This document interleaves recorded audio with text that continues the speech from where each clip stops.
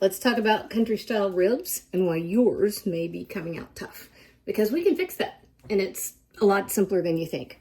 All right, so we have about 7 pounds of country style ribs. And the first thing I want to point out is that what they call country style ribs are not ribs at all. This is part of a pork shoulder, okay? So the name is misleading. And that's the first thing, is that you're cooking something that is only going to respond to low and slow cooking. There's just no other option. So we're going to do these in the oven. We're going to wrap them in foil. Yes, you can do it on a grill or a smoker, but the same principle applies. You need to do these over at least 4 hours, and you're not going to have success unless you're going for that kind of time frame to begin with, okay? So first, plan on that, period. All right, I've got my oven set to 300 degrees, and we're going to come in here with a pretty simple spice rub. You can go with salt and pepper, and you're going to be fine, okay? Wampler, what are you doing, bud? All right, so because we have 7 pounds, right? 7.5. It was 2 packages. So I've got a couple of tablespoons of kosher salt, and that is Morton salt. So it's got a nice big crystal. I have a tablespoon and a half of black pepper. I have almost 2 tablespoons. It was a little bit scant of smoked paprika, because we want to go strong with these flavors, y'all. 2 tablespoons onion powder, 2 tablespoons of garlic powder. I have a scant half teaspoon of cayenne pepper. That all goes to who you're feeding, and you know your family. You hope you do. If your people like spice, crank that up. If they can't handle it, tone it down. Mine, middle ground. So half a teaspoon is all I'm doing. You can also, pardon my cupboard here for just a second. Another little magic trick, if I can find it. Nope, I'm out. You can use adobo powder and ancho chili powder. Those are great. I'm not using them this time for no particular reason, except I'm just using a super simple basic recipe just to show y'all how to do it. But adobo, yum. Ancho chili, yum. Great options. All right, last thing, brown sugar. That's it. All right, so we're coming in here, and this is just our spice rub. Just mixing it all together. Thanks, Wampler. I may have to pause and go save us from the squirrels, because you know that's all he's fussing at. We'll see how he behaves. All right. Now, I've got our ribs here. Can I come down any? Nope. We're stuck at this height. Okay. So all we're doing here is coating our ribs. And we're going to get in here with our hands. And if you need to use gloves, have at it. I have a real hard time finding gloves that fit. And I have a hard time working with gloves that don't fit. I end up with pockets at the fingertips. And if I'm working with a knife, good Lord, they end up, it's like wearing clothes that are too big. They're not safe. So I just end up washing my hands a few times. But I also don't have the problem with touching food that a lot of people have. I guess, I don't know, maybe I'm just Gen X. We'll call it that. But make sure you're getting this on all sides. And if you want to, you can do this the day before. Wrap it real well. Put it in the fridge. It's actually kind of preferable if you do. If you've seen any of my videos, you know I've got a planning ahead problem, which I acknowledge. That's just how it is.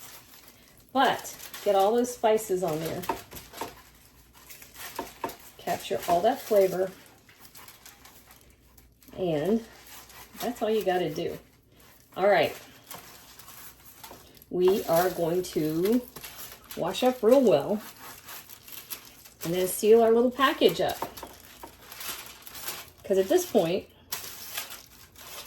we want a nice braise on these. And braise is a moist environment, sealed. Yeah. All right, let's wash. All right. So to do a braise, and it depends on what you're cooking, you want a moist, sealed environment. You don't want so much liquid in here that it's going to boil. You're only going to 300 degrees, but you don't want so much in here that's going to boil, but you do want enough that everything is nice and moist. You're going to get a lot of liquid that's going to render out of this pork. So I have half a cup of apple juice. You can use water, you can use broth, you can use whatever you want. You can use beer, you can use wine, you can use whatever. This is apple juice. Just happens to be my favorite. I have hard cider. I actually meant to use that. Then I forgot about it. 2 tablespoons of apple cider vinegar. 2 tablespoons of Worcestershire. It's whatever liquid you're using is going to be very diluted by the liquid that's coming out of this pork.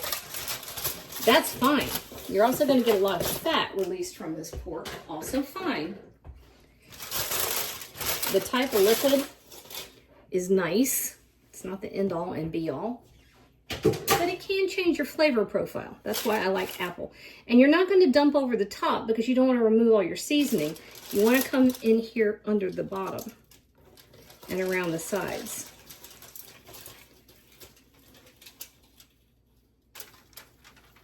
Just like that.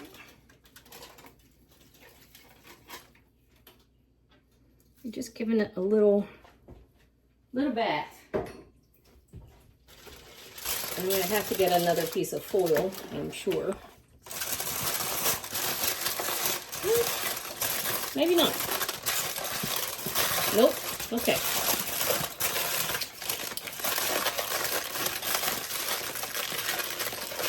As long as it's nice and sealed, you're fine. But you don't want to risk it popping open. So I'm going to get another piece just in case.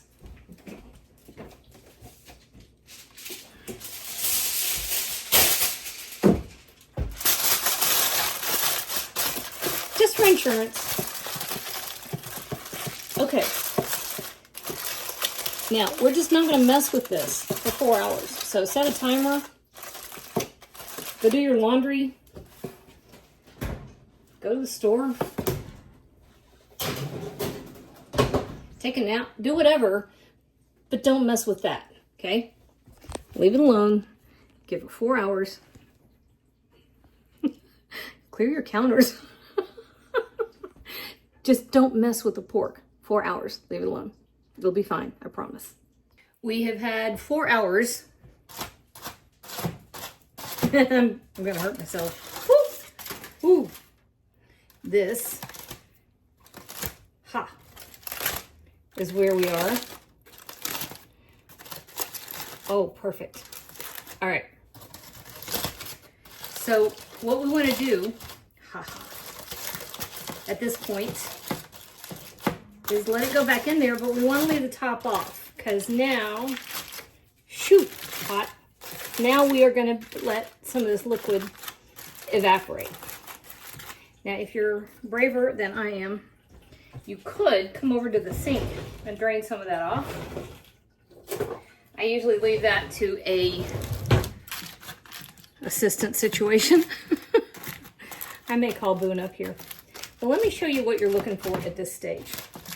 So the whole pork shoulder thing that we have happening here means you've got a ton of connective tissue in this meat, right? So the low and slow means you have to have enough time for the collagen in here to start to break down. And when it does, that's when you get that silky, velvety texture that just is unctuous and unbelievable. Here is what you're after. See that? Where it just shreds. That.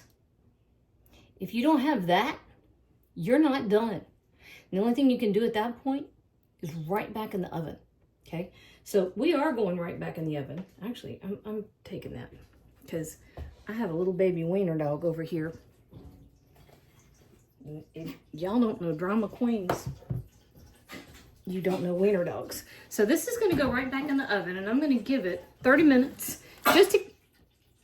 What'd you do? Oh, I got to look. This is going to get 30 minutes just to dry out. Then when we come back, we're going to sauce it. You don't want to sauce it too early because your sauce will burn. But you do want to sauce it when it's got time to get caramelized and nice and sticky. And that, boom, is going to be in 30 minutes, okay? We'll be back. Here's what I was talking about, y'all. Okay. Now we're talking. Can you see? Okay, it's talking to us. And we've started getting sticky.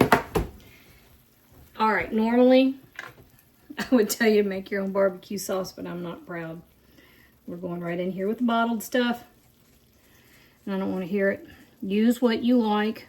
I grew up on this stuff. I love it. But if you have the time and the fortitude to make your own, have at it. Sometimes it's all I can do to get food on the table. So we are not in a judgment zone. There we go. All right, right back in. We are in the home stretch, y'all. 30 minutes. Be right back. All right, here we are. I had these, woo! Ah, under the broiler. Oh boy. Just for a minute. And you know, they're playing our song. That, y'all, is heaven. I know we cheated, and I know we did that in the oven. And you know as well as I do, nobody's going to care, right? Right. Okay, so these are hot as a firecracker. But we got that under the broiler. We let it go that 30 minutes. That barbecue sauce on there. Threw it under the broiler for just a minute. So we got that nice, sticky, caramelized goodness. And you saw how absolutely fall apart tender that is. I'm gonna burn myself. Yep, that's hot. But, that is how you get barbecue ribs in the oven. Watch. Watch. You saw that? To be just about the most tender thing you could ever imagine. And that flavor, that's worth the wait. That's it, y'all. Barbecue ribs in the oven. Tender and delicious. Can't ask for more than that.